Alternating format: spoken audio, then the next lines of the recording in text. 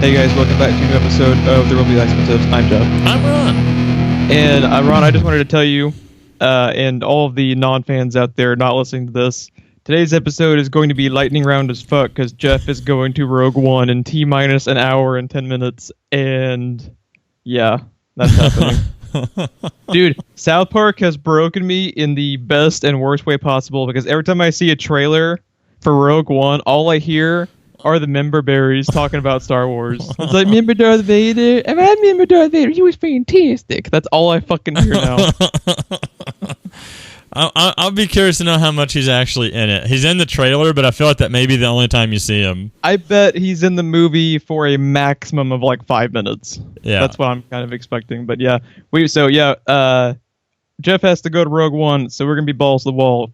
Starting with the movie news. First up, Chris Evans has signed up for, I guess, a second Dr. Jekyll project. Yeah, I was confused until you sent me that text because when I first found that article, like, I couldn't tell. It sounded like it was a separate movie from the Russell Crowe one, but at the same time it didn't. So I couldn't tell.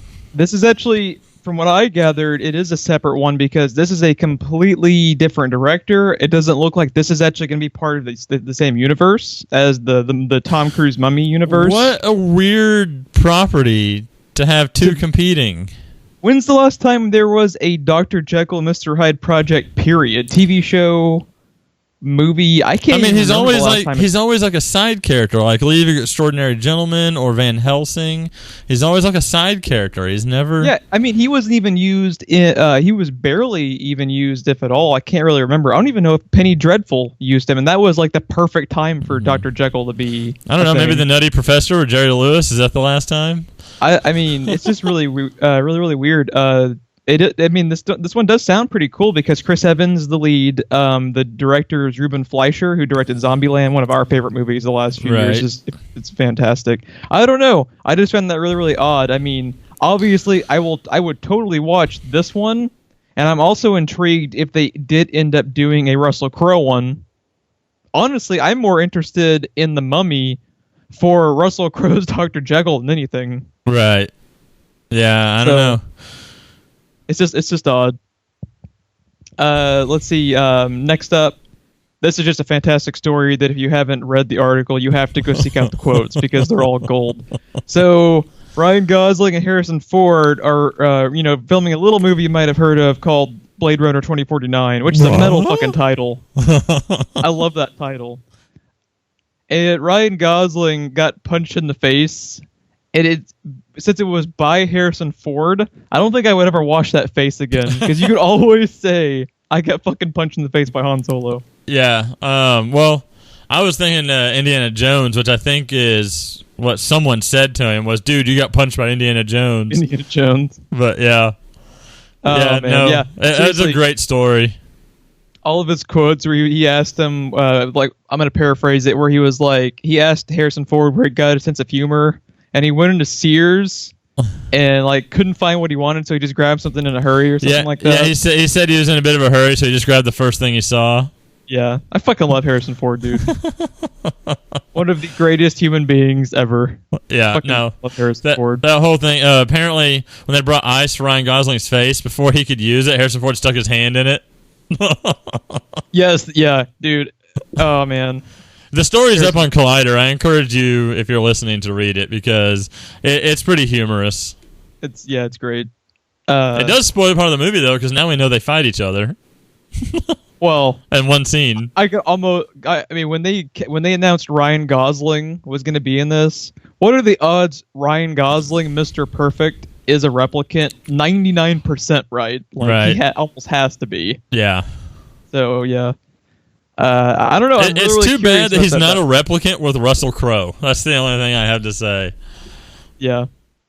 While we're talking about Ridley Scott classics, let's talk a little bit about goddamn Alien Covenant, Ron. Oh, I want it. So, we didn't get any footage that was sent out to the masses, but it looks like it was like a Fox screening for stuff coming out for 2017. And there was a bit of a presser where they had some footage shown for Alien Covenant. And did you read some of the tweets about it? Like, people were going apeshit for what they saw. They were losing their minds. The overall feeling of it is that it basically goes back to like Alien and Aliens, basically the feel of the movie. That was one of the tweets I remember. They were talking about how, like, if you liked Alien and Aliens, you are going to purchase your tickets as soon as you see the trailer, something like that. Like, people were saying hard R was a term thrown around. They were saying it's very violent, which, dude, yes. Dude, give it to me now. I don't know. I don't even know what to say. Just give me the fucking movie. What did they see? What did they see? Like, was it? I read multiple stories about multiple different movies. Is this the one that saw 15 minutes or the one that saw 40? They saw 15 minutes of Alien Covenant footage, and I think they saw the trailer, the very first trailer that's going to be coming out, too. Okay. Because there was another story I read that someone got to see 40 minutes, and I was like, what an abstract number. Just show them the movie at that point. That was for Logan, actually. Yes. Which got similar reviews. Basically, some people were saying that I read reviews for, people said the first 40 minutes of Logan is already the best X-Men movie they've ever seen. They said stuff too, again, similar with Alien, hard R, which, thank God, we finally get to see Wolverine actually fucking cut something. Like, after how many fucking movies have we seen with Hugh Jackman playing that character, and we have never once gotten to see blood in any of them? Yeah. That is a goddamn travesty to me. He threatens quite often, though, Jeff. He threatens. He's just a small step above Wolverine from the X-Men animated series of the 90s, when he would walk up, cuss out a guy practically, you know, the equivalent of a 90s cartoon for kids, right. And he would, holding out his adamantium claws, he would always go up and kick the person. That is always what had to happen. Only time. He would slam his claws together so they sparked, and then he'd kick them. The only time he could ever do anything was when they had the Sentinels. Yeah. And he would just fucking demolish the whole group of Sentinels, but he'd go up to like one person. Hey, he could climb a goddamn building. Okay? He could climb a goddamn building. I will give him that. Something we actually did get footage for is the very first trailer for Dunkirk, the World War II drama by Christopher Nolan dropped. And I gotta say, man, like, Christopher Nolan's been on a bit of a losing streak, in my opinion, with James Dark Knight Rises, which didn't happen. We're not talking about that. That never happened. And actually, you never saw Interstellar, did you? No, I always meant to, but then I kept hearing terrible things and I didn't. Interstellar is such a weird fucking movie. I normally am not that kind of person that I hear terrible things about a movie and I don't see it still. But we're talking, you know, basically stuff from you and stuff from Phil and stuff from another one of my buddies that I usually agree with on movies. And I was like, if the three of you weren't happy with that movie, there's no way I'm going to be. It was such a weird movie because it's not bad. I already couldn't sit through it anyway because I laugh anytime I see Matthew McConaughey on screen, just like I do Tom Cruise. Because that crying meme everyone turned it into. Well, it's partially Jim Carrey's fault because of Saturday Night Live, but I have a thing with Matthew McConaughey. I don't like him like I don't Tom Cruise. And anytime I see him trying to be like a badass or trying to be like an astronaut, like I laugh. I laugh. That was a bit of an odd pull. Making Matthew McConaughey a fucking astronaut. I laughed through the trailers when I saw it. So well, the thing is it's not a terrible movie. If he tries to be tender, I'm gonna laugh for sure because of Jim Carrey as him on Saturday Night Live. The problem with it is it was shoved so far up its own ass with its marketing that it was preached like it was going to be this like transcendent experience. And that's what I got from it. Yeah, it's a mediocre movie, and like if I had seen that movie without ever being intentionally, you know, hyped up for it as like God's gift to mankind, I probably wouldn't have had an issue with it. But when it's a Nolan film and you've seen him make movies like Batman Begins and The Dark Knight and Inception, it's like you kind of buy into it because it's fucking Christopher Nolan. So Interstellar or Europa Report? Europa Report blows out the goddamn water, dude. It's not even a competition. But yeah, let's actually talk about the movie that the trailer was for. Oh yeah, I forgot. Yeah, Dunkirk. It's a World War II drama. Honestly, them showing Tom Hardy and Cillian Murphy is enough to get me in the seat because I fucking love those guys. Michael Caine's going to be in it at some point. I've been wanting to see Cillian Murphy again. I haven't seen Cillian Murphy in anything in a long time. So yeah, Dark Knight Rises, I think, was the last time I saw him. He seems to always show up, and I want to say he was in Interstellar. Cillian Murphy, Tom Hardy, and Michael Caine are just about in every movie Nolan's ever done, so I would imagine he was in it. But this is actually looking pretty cool. The 2 minutes shown of this are better than Dark Knight Rises and Interstellar in their 6-hour entireties. So I'm hopeful for it, but man, I gotta tell you, like I was talking about, like Nolan on the cold streak. His brother is the executive producer / co-creator of Westworld. Oh, currently, right now, the more popular and renowned Nolan in Hollywood isn't Christopher Nolan anymore. It's his brother. Because Westworld was fucking awesome, and I haven't seen. Well, you've only seen the first. I mean, it's just not. It wasn't your cup of tea. But if you give it a few episodes, it got fucking great. And I just find it kind of odd that we're at this point in history where Christopher Nolan has made all of these films, but because of one TV show and because of the last couple of movies Nolan put out, his brother has overtaken him as the more popular brother. I just found that kind of odd. But what do you think? You will be checking this out? Yeah, I mean, I'm always on board with anything World War II. I was always fascinated by World War I and II, but specifically II. So yeah, I mean, and I love stuff that focuses on a particular thing and not like it in its entirety. So yeah, I'm a big World War II junkie too. So my ass is in the seat. We're talking about Christopher Nolan. One more thing before we move on. One thing I appreciated from that trailer when I watched it is, you know how we're talking about like the CW doesn't like gloss over sexism and racism and all that. A lot of movies almost kind of glorify war, and that trailer was gritty. It was terrifying. It was very dark for sure. It was very dark. Like it did not gloss over anything. It didn't glorify anything. It was just straight up hell on every aspect of that trailer. Oh, also, while I was talking about the actors, Jarvis from Agent Carter is in it, and I fucking love that guy. He needs to be in more stuff. I still say Haley Atwell needs to be the doctor, and he needs to be the companion. Yeah, dude, make it happen. Moffat, before you leave, give us that, please, for the love of God. So, speaking of Nolan and Batman, why don't we talk about what will hopefully maybe finally be a good Batman movie?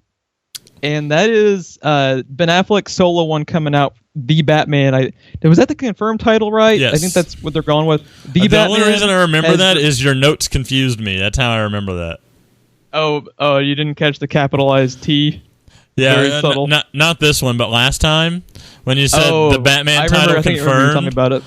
Yeah. But yeah, Ben Affleck's The Batman, the solo Batman movie, has actually replaced Justice League Part 2 on the schedule docket. Do you want to know what the number one thing... Do you want to know what I think the number one thing this tells you? I think Justice League Part 1 is the last film Zack Snyder actually directs in this universe. Oh, yeah? I think... Because if you remember, the original plan, I believe, was actually to kind of film them back-to-back, right? Right. Like they were planning it kind of like Marvel has done with Infinity War, that two-parter. Right. And when you're telling me that they're delaying the moneymaker that is Justice League for a solo Batman movie, they have zero confidence in Justice League and Zack Snyder. So I think he's done. I've got zero confidence in Justice League. I've got 25% confidence in Justice League. I'm still really not even that interested in seeing it. I really haven't seen anything that makes me want to see it yet. And I can't really fault you for it because I mean I actually liked their Comic-Con trailer a lot more than you did, that little thing he threw together. But Zack Snyder threw together an incredible trailer for Batman v Superman, which was total dog shit for 3 hours that I'll never get back in my life. Right. So I don't trust trailers for the most part by anyone outside of what like Whedon and J.J. Abrams usually. Mm-hmm. Like usually you can kind of at least end up getting a close comparison for the actual movie in the trailer. I don't trust Zack Snyder as far as I can throw him for trailers. Dude, I trust Marvel to a certain extent, and I love J.J. Abrams and his trailers, but there's really no other trailers out there that are worth it. Either they show you too much, or they show you shit to give you the wrong impression of the movie. Or they almost try to overhype you to the point where you can no longer enjoy the film, like Interstellar. Like they tend to do that a lot too. But this is great news because this is okay. The sooner we can get the Batman and Deathstroke movie, the fucking better. Because I want that shit now, dude. Yes. Love me some goddamn Deathstroke. Did you have anything else to add with Justice League or Batman? I hope the climactic fight between him and Deathstroke starts with Electrocutioner getting roundhouse to the face and stepped over. Oh my god. One of the all-time top 5 greatest Batman moments of all time is Electrocutioner quote-unquote fight. Fucking genius, dude. And then the second time you see him in that game, he dies just as swiftly as he went down against Batman. Joker takes him out just as quick. Oh, I love that game. So another movie they have on the docket for the DC universe is this was kind of big news, but not really because they've been talking about this for a while. It just kind of finally got an official title. Gotham City Sirens is going to be directed by David Ayer. He's returning for another DC film post Suicide Squad, with Margot Robbie returning as Harley Quinn. It looks like from what they were saying is they're going to be throwing in a few different female characters. The ones I believe they were either speculating on or they had actually been thrown out by Ayer or other DC reps. I want to say it was speculation. Was it speculation? Okay. I want to say it was. The belief is the few names they've been talking are, since it's Gotham City Sirens, obviously, almost definitely going to get Catwoman. I think they would be stupid not to use Poison Ivy because I really, really like all the Paul Dini stuff they've done in the past where he would include Ivy and Harley together. Not to mention, we haven't seen that character since Batman and Robin or Batman Forever. Poison Ivy? Yeah. That was Uma Thurman. That was Batman and Robin. Batman and Robin. So we haven't seen that character in a long, long time. And most people have blocked out that film from their mind in its entirety anyway, so... actually Black Canary is another one they've been throwing around because for whatever reason they really, really want to get Black Canary in something. I don't really get it. As far as I'm concerned, Black Canary is Katie Lotz, and it should have stayed that way. Yes. I think Black Canary for 2 reasons. One, there's not a whole lot of like female superheroes or like supervillains that DC has like really on the docket except for like the Batman ones. And the two that I actually like the best are Raven and Starfire. I think they're great characters that they just never want to fucking use for some reason. Right, and the other thing I was going to say is Black Canary, I'm sure, is considered pretty recognizable after the CW. That's true. There's a little bit more marketable background for audiences. That's what I'm that thinking is the bulk of it. That makes sense. But yeah, you and I both ended up actually liking Suicide Squad. I mean, it's not a perfect movie, but it's a fun movie. We both. I think it's a good example of what you were talking about earlier with trailers that can overhype a movie, because that's what happened to my coworker. That was the movie she was holding out for all year, like I was Doctor Strange. She picked the wrong movie. She picked the wrong movie. She should have picked Doctor Strange. She still hasn't seen it. I've seen it twice. Have you not? Someone that blows my mind that someone has not seen Doctor Strange in the world. She still hasn't seen Civil War. Okay, that's just fucking ridiculous. that is fighting words right there. But what? Tell me your interest level in Gotham City Sirens.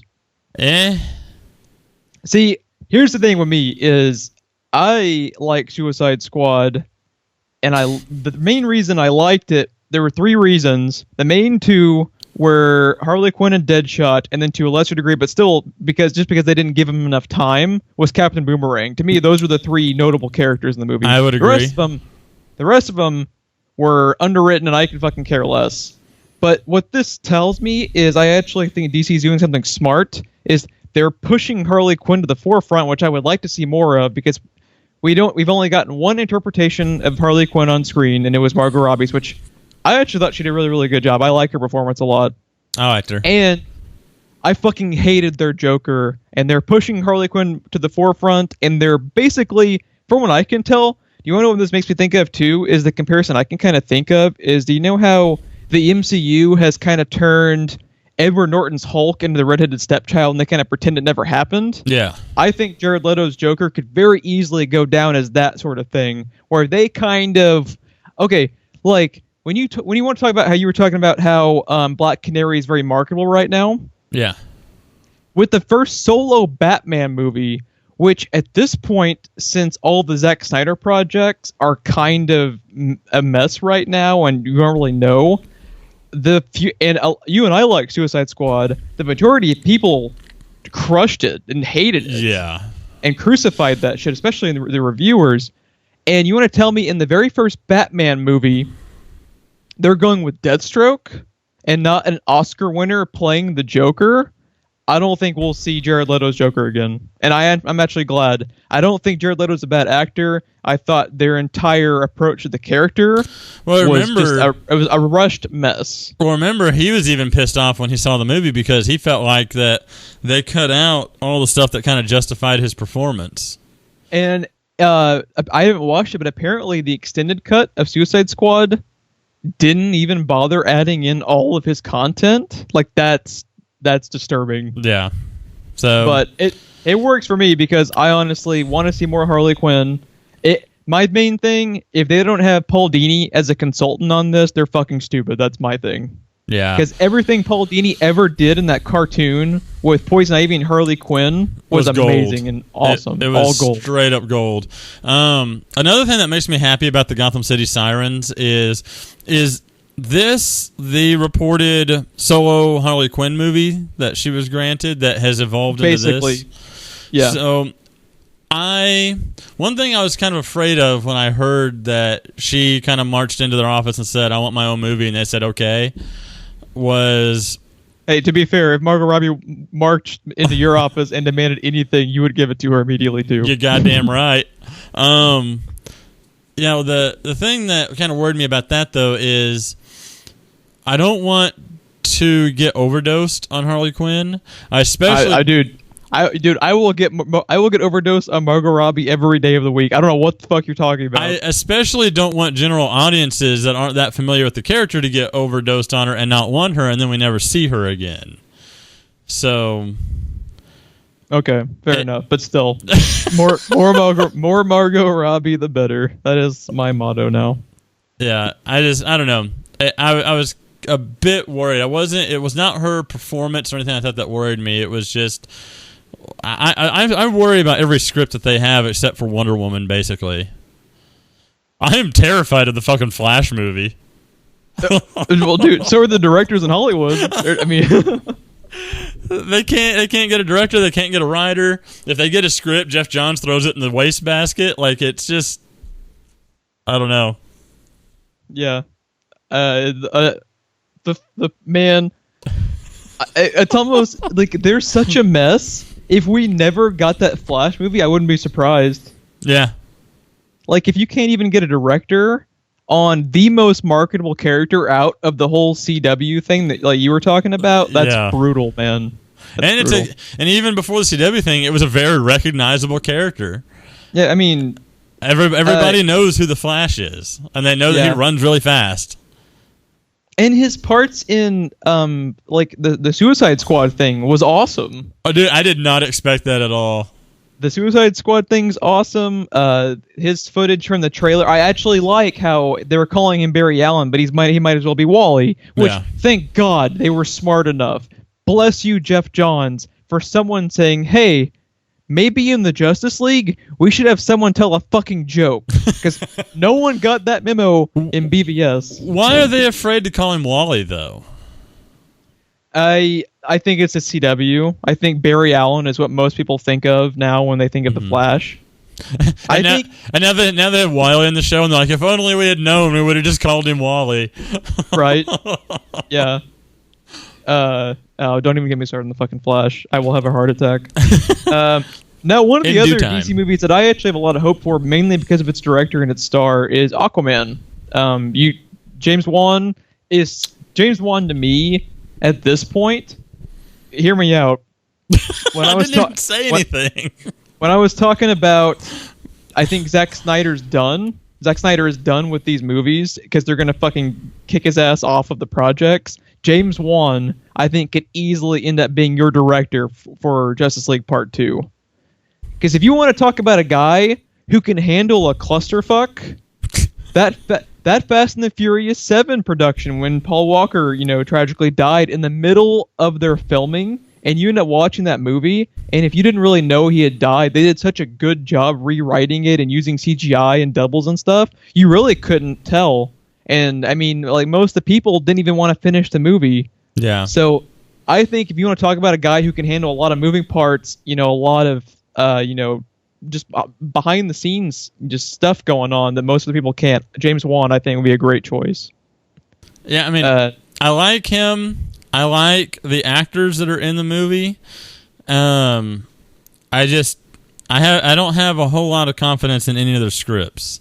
And it had even been reported that either Geoff Johns was rewriting or trashed it and started a new one. I can't remember which one. We reported on it. I think that's actually a good thing, though. I think that's a good thing too, but I mean, it's just, I don't know. Until they show me, another movie that actually works, I have zero confidence in their scripts. It seems like for you and me, the make or break is Wonder Woman. If Wonder Woman sucks, we're just done. Dude, I want Wonder Woman, and I want that movie now. Dude, can we just point out for a second? 2017. The movie lineup is fucking mind-blowing. Like, it makes 2016 look like dog shit. And there was some good stuff this year, but man, and there was a lot of stuff that was supposed to be good. If a third of the 2017 slate ends up being good, it will be a great year for movies, and that's just being nice, like as far as the estimate's concerned. But yeah, they added to the Aquaman cast Patrick Wilson, most famously Night Owl from Watchmen. That's probably his biggest role, would you say? Probably. That's the one I know him from. He's going to be playing Ocean Master in Aquaman. They were saying he's going to be a villain. I think he's going to be a very minor villain because they've already said they're going to be doing Black Manta, and he's going to be the main guy. Oddly, they haven't casted Black Manta yet. So oh, dude, he's in The Founder. Have you seen that? I still haven't seen it yet. Oh yeah, I haven't either. But the main reason Patrick Wilson is in this is because Patrick Wilson is the lead in almost all of James Wan's horror movies, so he's buddies with James Wan. Whoa! He was in Batman vs Superman. Patrick Wilson was. It says he was POTUS. Was he doing voiceover or something? I don't know. It had to be voiceover. I think I would remember seeing him. I know there's a lot I don't remember seeing in that movie, like any scripts. There's a lot I wish I didn't remember seeing. But, right. Yeah, Patrick Wilson's a great actor. I think he'll play the role well. Like I was saying, he's buddies with James Wan. James Wan usually gets a pretty good performance out of him. The cast in Aquaman, like you were talking about, is fantastic. It's one of the better lineups they've assembled so far. Yeah, no, it's going to be good. As far as the acting and stuff goes, I just hope the script is good. One thing that'll help it is I have zero attachment to Aquaman. So, I mean, if the movie sucks... I agree. And it's one of the projects that, for the most part, was fully kind of gotten off the ground in the post-Geoff Johns arrival. That's part of the reasons... That's probably part of the reason why Justice League Part 2 got delayed, too, is because Geoff Johns wants to wait and them try to fix their problems before they rush into another one. Probably. Geoff Johns, at the exact stage that he entered the picture, Justice League was already underway within weeks. It was underway. Not really much you can do at that point. I mean, you and I reported that he made changes to Justice League, but, I mean, that movie was so far along. There's only so much you can do. So at that point, you're basically his only input would have been like the 8th draft of the script. That'd been at that point the movie's made. Yeah.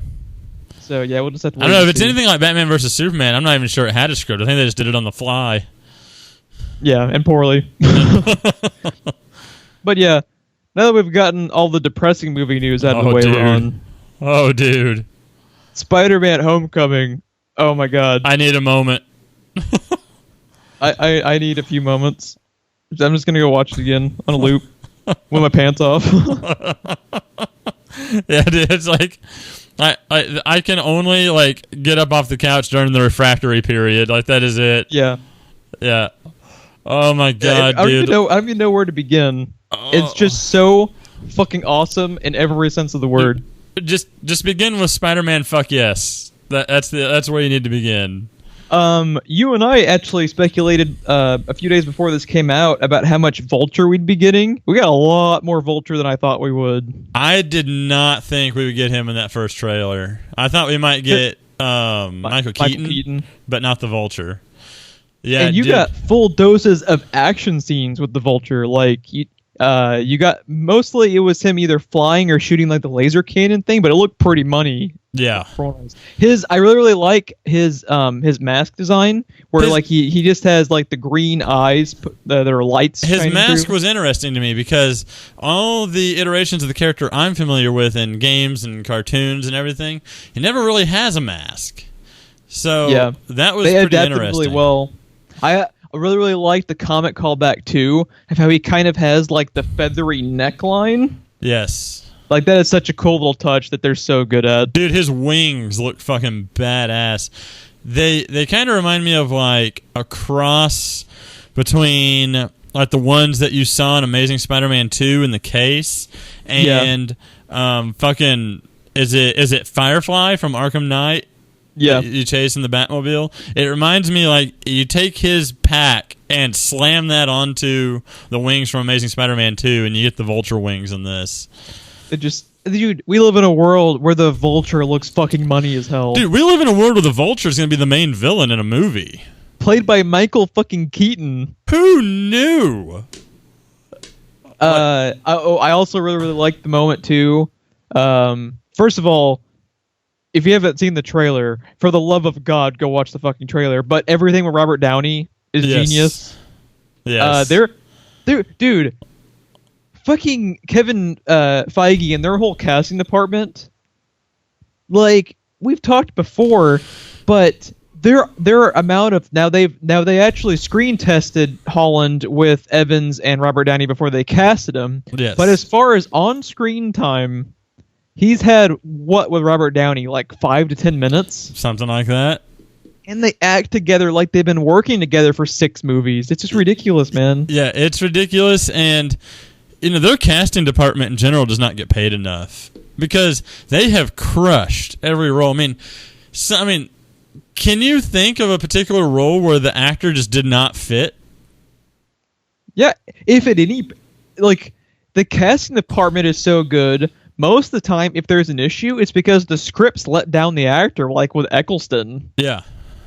It's like, it's just ridiculous. And to be able to knock the casting out of the park for as many movies as they have now.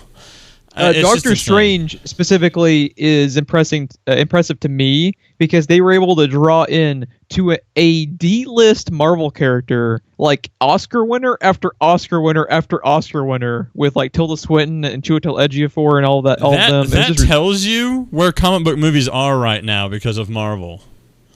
That tells you the way people are looking at superhero movies right now. The last thing I wanted to say is that scene when he walks in to the robbery taking place, that was fucking Spider-Man, dude. His back and forth with them was gold. Okay. Phil called me out on this, and rightfully so. But I said it before, and I'm going to say it again. This is the Spider-Man from our childhood, from that fucking cartoon that we grew up with, dude. Because, like, Amazing Spider-Man, I thought, was as close to that character as we would ever get. I would agree. Because Andrew Garfield, no fault of his own, those movies had problems with their scripts and stuff. The first one's pretty solid. Is the second one. The second one kind of killed not just the franchise, but an entire universe they had planned. And it had villain problems, but they nailed Spider-Man pretty good, and he was funny. But Tom Holland, dude, his line delivery alone. I think I was texting you this before, but when I look at him, it is just like what happened with me and Heath Ledger and the Joker. Yes. It was like at a certain point, you no longer saw an actor there. You just saw the character brought to life in its own way. I was going to say, all I see and hear when Tom Holland is on screen is Spider-Man. Yeah. And Andrew Garfield did an amazing job. But I never made that connection between the actor and the character the way I do Tom Holland. It's just ridiculous. And God bless you. I hope that Feige. boy's ass is prepared, because Disney's about to whore him out on every street corner. Oh yeah, because he is the face of he's the face of all of the franchises for the next 10 to 15 years. Because his first contract I read alone was 6 films.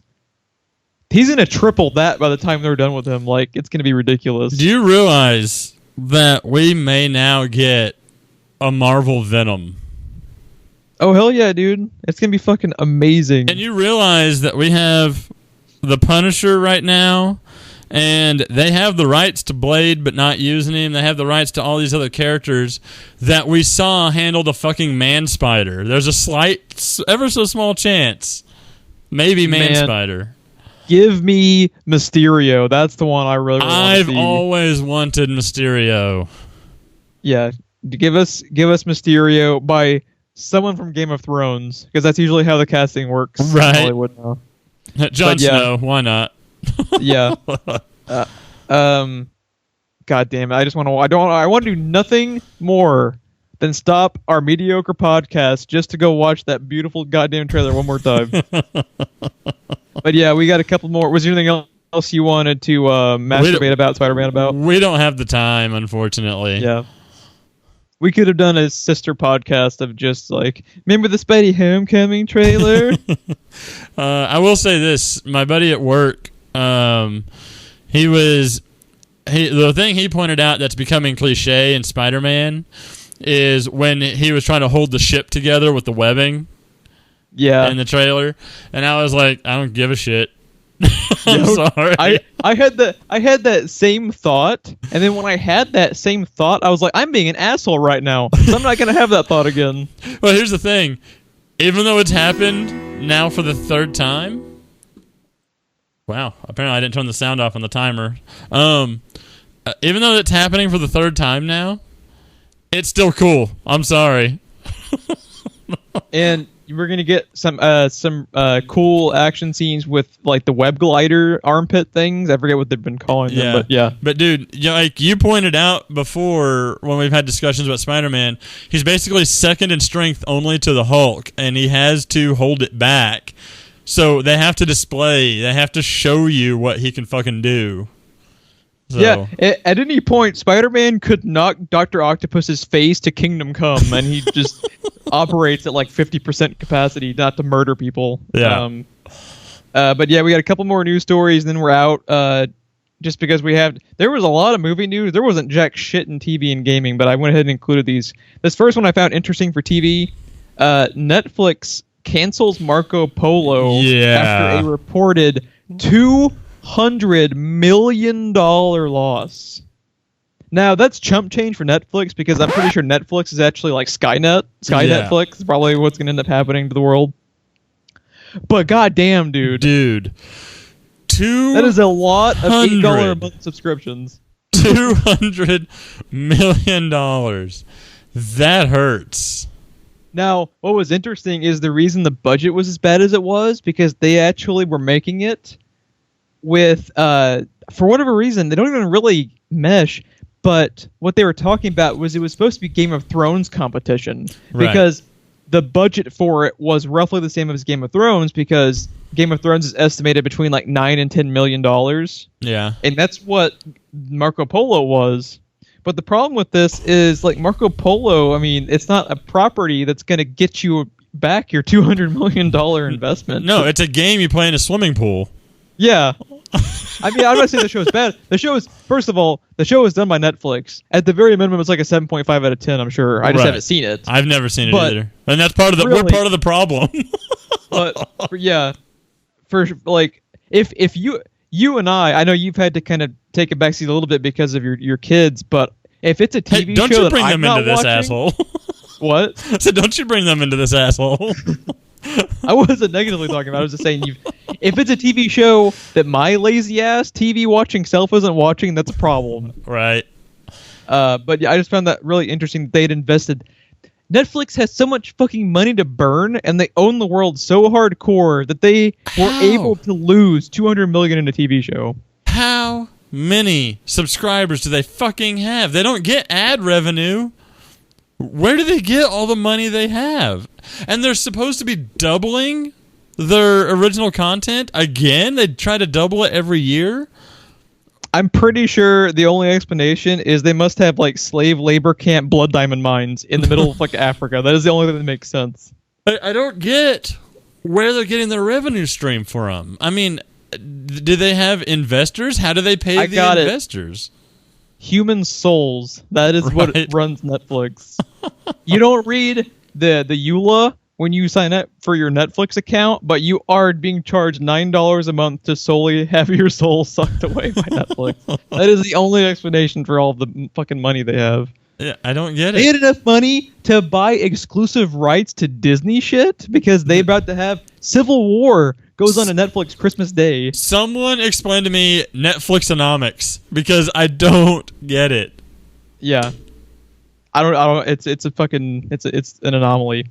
But we got one more thing to get through. We got a little bit of gaming news. This is old news. I just wanted to throw it in because we didn't have any gaming news to talk about, and I actually, when I got around to watching this footage, was kind of blown away by it. But during the VGAs, I forget what they're actually called, but they might be called something else. They changed that fucking name of the video game award show so much. But Death Stranding, we got our first real look at it. We got a little bit from the Norman Reedus trailer that came out during E3, but this is like a little bit more world building. Like they show you a little bit more of the context of the setting and stuff. This was an actual trailer, whereas the one with Norman Reedus was an announcement. Yeah, that was the announcement trailer. It opens up. The setting is so fascinating because it has like World War II biplanes and shit. Yeah, but they're walking around in like modern military get-ups. Throwing on, like they have like these weird, crustacean, like octopi and everything everywhere. Yeah, it's and like Mads Mikkelsen is at the end of it, and first of all, their mocap in this game is fucking genius. Like, oh my god, but Mads Mikkelsen looks like he walked off of the set of Doctor Strange onto the screen. It's just ridiculous, but they had Guillermo del Toro isn't acting in it. They just use his body model. I don't know what it is with Mads Mikkelsen's jobs that he picks and them wanting to do something with his fucking eyes. Now, it's really funny. I heard when Mads Mikkelsen was actually interviewed about this game, he talked about how Kojima approached him when he was trying to pitch it to him. Mm-hmm. And then Mads Mikkelsen actually said, he was like, dude, I understand half of what you're saying right now, but I want to do it nonetheless. That's pretty awesome. Like, when you watch this trailer, like nothing makes sense, and I want it right now. It's fascinating. This game is. I want to play it. Because like when Mads Mikkelsen walks out at the end, he has like these shadowy octopi mind control powers or something. Like here's what it boils down to: these trailers for Death Stranding and even for Prey. We talked about a little bit about Prey before we started recording. The trailers for both of those feel like J.J. Abrams trailers to me, because J.J. Abrams trailers you watch. And you don't really want to know more, but you want to know more, like... Yeah. I want to know more. And you and I aren't even Kojima fanboys. Have you ever even played Metal Gear? I've played the first Metal Gear Solid on PlayStation. Yeah, I've never played hardly... I think I might have played a little bit of Metal Gear Solid 1 with a friend. Maybe the first one, but I think it was one of them. But if you and I are stoked for this... Can you imagine the Kojima fanboys? And Kojima has some goddamn fanboys. Like when he came out during the on stage, and he had the fucking Michael Jackson laser light show. Like he's a rock star, and yeah, I want this game. I mean, he's probably the one name in gaming that most everybody that plays a video game knows. You know. Yeah. So yeah, it's incredible. But that game, dude, I could watch that trailer again right now.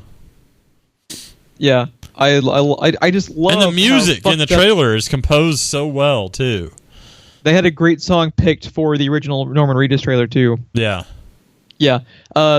Unfortunately, I would expect this game to come out because of video games and the way they work. Probably December of 2018 at the earliest. It's going to be December 31st of 2018 because what they're going to do, I can almost guarantee what they're going to do, Ron. They're going to come out next year during E3 and they're going to have another trailer for this and they're going to say spring of like 2018.